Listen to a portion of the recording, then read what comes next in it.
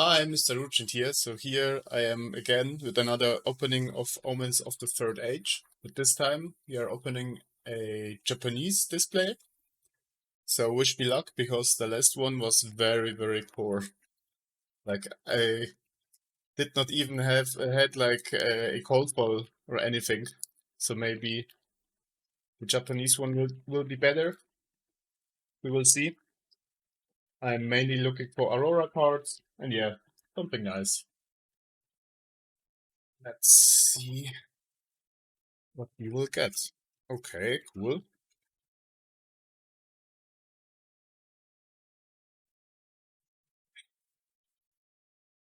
So yeah, let's start. Unfortunately, the Japanese ones are still in plastic, not paper, with the European one. But yeah, I will somehow figure that out. Let's start. Yeah, while opening this one, I will talk a little bit about my last armory. Oh, we have our first majestic, like the tomb that makes two ponders. This is a nice start with something. So, last armory, I played Aurora for the first time in live gaming, and I went 3-1, which was nice. I I went 3-2. I loses two games to two Guardians, unfortunately. Those are like worst matchups for us. One was a Fatigue Pleiades, and the other one was like Victor against Victor. He simply killed me much faster than I could do because like all the tests are blocking for 4 and giving him so much value. So this matchup is like really one of the really worst ones for us. And against Pleiades, yeah, it was a fatigue Pleiades. My opponent fatigued me because I did not have like enough juice in the deck. And I realized that the plan with I played 3 Remembrance as in my pitchless list that you can see in the deck tag on this channel. And the idea was to simply bring back Arc Lightning, then Nimby and Nimblism. But I realized like, yeah, somehow this is like not working. I think I need still against like very defensive decks a turn where I start with Tempestuous Kiss. And then I need like the loop with Continental Flash and Ominous Excavation, like these cards that we got here. I think this could be the way to beat Fatigue, even if like Tempestuous Kiss on the first glance is looking good against more aggressive opponents because of the disruptive nature of this card. I think because it's demanding so many cards from your opponent hand, like 3 because of the split damage and like the 6 power or even 7 when you give it +1 with something like Flying High or like Quick Succession. This is simply a very good start where we can like get some cards from hand from our fatigue opponent. And then after that, there had to be something still powerful, like maybe on hit with Burn Up Clock or Snatches or something like that.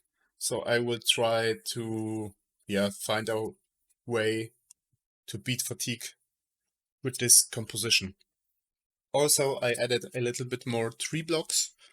I removed some instants and added back 6 defense reactions. In the previous list I played like only 3 sinks or 4 defense reactions because I realized the Guardians can simply kill you very fast and you need like a little bit more defensive style, and maybe you also want to have like a good Gun Flash combo turn, so I'm also playing Light and Green. I think that could be a better way to kill fatigue. So yeah, this is like the quick succession card. I'm still only playing the yellow ones. I think red is like too much. I prefer to play Flying High. Flying High was a majestic here. Very good addition. Felt very great, especially because Nimby is still really, really powerful. You want to give Nimby go again, or Snatch, or also Enlightening Strike. I played 3 of this game that I won. Another majestic for Tekla Vossen this time. One was against a new player, Riptide. His deck was unfortunately simply not strong enough. Then the second game that I won was against Brosilio. In this matchup, I think we overrun him. I never run out of gas. And yeah, a wizard cannot block as good as Guardians. Oh, this is a nice one. This is a very good, generic majestic. So this was a okay game for us. And the third game I won was against Arakni, and this one was very nice. It was still close in the end. I had some luck that my opponent could resolve Codex as often as he wanted. He had to pitch like the first Codex early in the game, and I played like I resolved like Sigil of Solace to heal myself in the first turn. So I started with a bigger life total, and I pressured him really, really efficient down. With on hits, played very aggressive, used Snapdragons to strip away all of his hands. He was like blocking all the time. And oh, this is nice. A yellow one. In foil, like the new harpoon for Marlin. It's a cool one. And yeah, I managed to win that game simply because I pressured him like all the time. And I had like a big enough light lead, like about 20 points or something, where when I brick, because sometimes this deck bricks simply, it is a Runeblade in the end, I could play with my life total to have like a puffer, and then still could take some damage. He disrupted me once, I think, with Black Widow, but it was also not as efficient. But yeah, it is possible to beat like Arakni Syndra.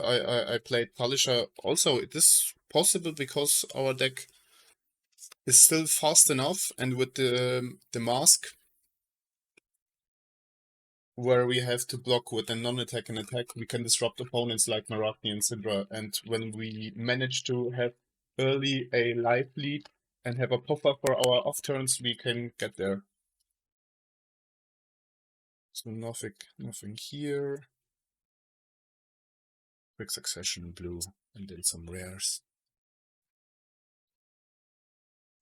Yeah, I really enjoyed playing Aurora, to be honest. It was fun, really easy.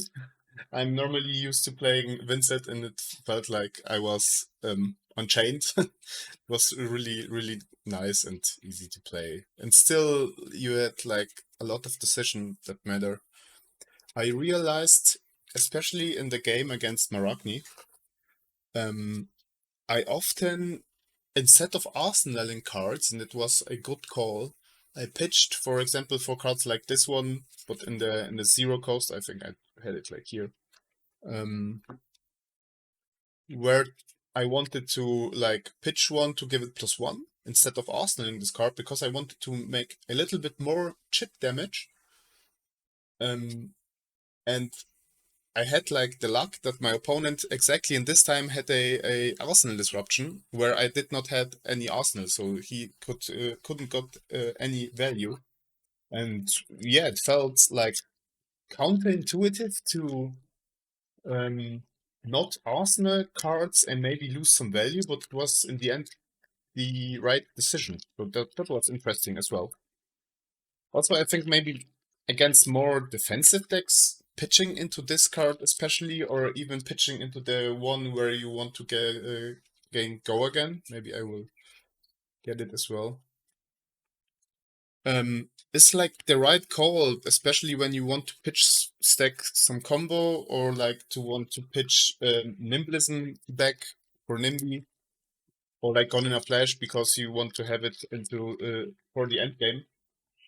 Or simply also wait like for all the arsenal disruption of your opponent. Like uh, everyone can play at least 3 Command and Conquers, but there are only 3, not more. So you can like wait till your opponent play. Ooh, a cold one as well. Very nice. Finally something. Finally something nice. This is good. I'm very happy about it. I'm a Runeblade main, so this is a very nice addition for my collection. And a cold one as well. Really, really cool. Nice. Unfortunately, I still do not play this card in Aurora yet. So yeah, we don't have like I don't know. It is not strong enough yet, but it is still I'm very happy to pull the card and Coldfoil as well. Very nice. This one is also like cool.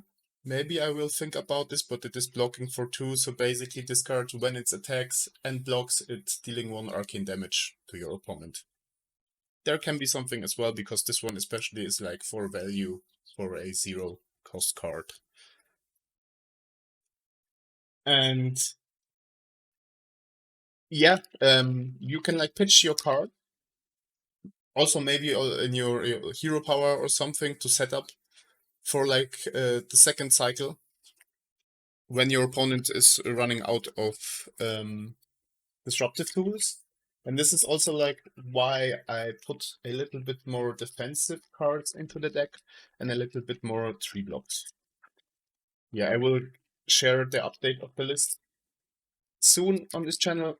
I will also play more games against Fatigue because I want to find like the way. I think Aurora is okay into aggressive decks, but Guardians and Fatigue decks are the problem because yeah, the power is like not really there. You have to do a lot to yeah, go over their defenses. So far we have like 1, 2, 3, 4 Majestics, 1 Legendary Cold Foil, which is nice, and 1 Foil Majestic. And we have like 3 boosters left. It is much better than my first display. At least we had like a big hit. So this here is a Gravy Majestic.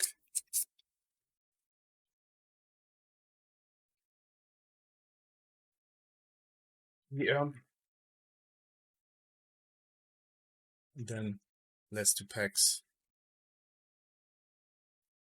Nothing special there.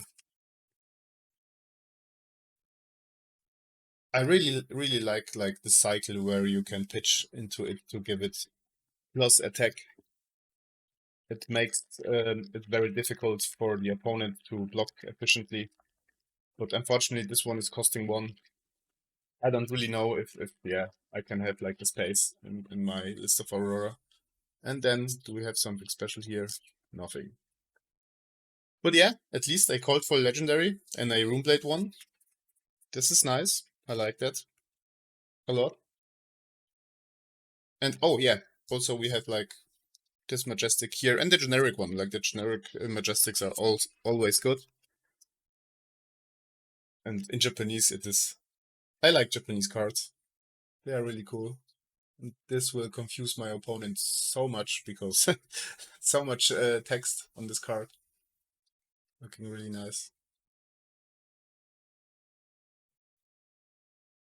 And then here, the foil Majestic one. So yeah, thank you for watching.